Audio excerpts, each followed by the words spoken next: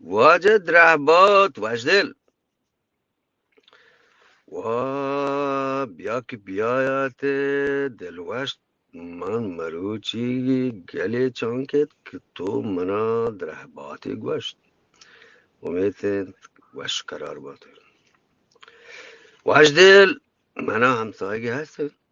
بزا سک اڈو جنجال انت گوتی چکو زهگان ما هنگور روان وجدلیا که وجدل چی گوشید بچه دلوش ای چوشین پسوی من داد کنون ای چوشین جست نه که هان ننگ و شک ببید ای گپڑی دیگه مسئله هستن چونای مسترین عهده سرکارند بله ما روش یا شرطزانین که ما کجا گوش دادین و سرکار ما را کجا چما چارید گوڑا وجدل تو چی گوشه که ما می بلوچی چوک چی بکنین که شرطر ببن دیما ارو جنجالش کمتر بید دلوش بازی من دیگه مسئله یا آیان بله زهگا جنگ هیچ بر زهگا مردم مچن چوک زهگ وحدی دنی گالی معصوم یعنی همه بیگناه همه کسانو که چوتا هیچ ورین دیم پانی کرت نکند تو اگر رستری به تو اگر هر چونی مزنی مردمی به آی هر کاری بکنه یک چونت ماهگی چوکی را آی دیم پانی کرت نکن اور گپ بدانم چه چوکی جنگ مزنی مسئله اید که باید این بند ببید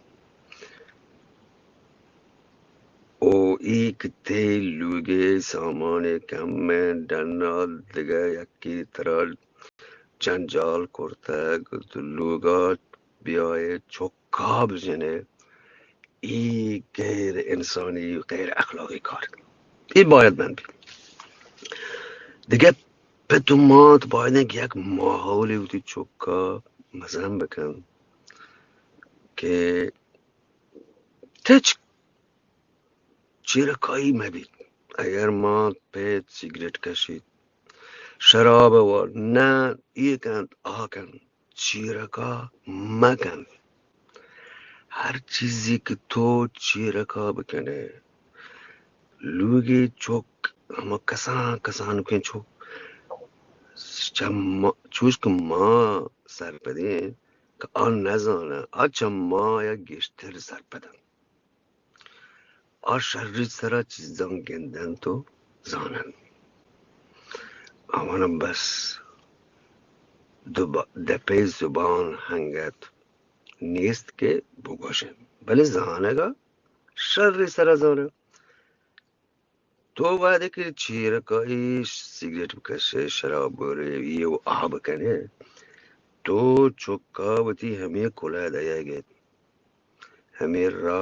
راهشونی دیا گید که هر چیز چیرکایی روان بس دیما هیچی مکن ای دو تل دو پوستی مبین چوکا کستر پاد مکن هر چین که چوکین کسترین مسترین جنجال آئی سرا بده چون آیا میں جنجال سک بازم بله ما گپا گوندگرین که میں گپ دراج کشمه بید محلوک مردم هم پریشان مبند که شی ما شهر سرا زانون وجه دلوش که ای گپ هرچی که گوندتر ببند ای شرطتر بید بله که در گپتا ما بلوچی بزدگی جنجال هنچند ما گپاک لگی مشموشیم. سلامت به وجه دلوش، زنده باد. باندا مشموش.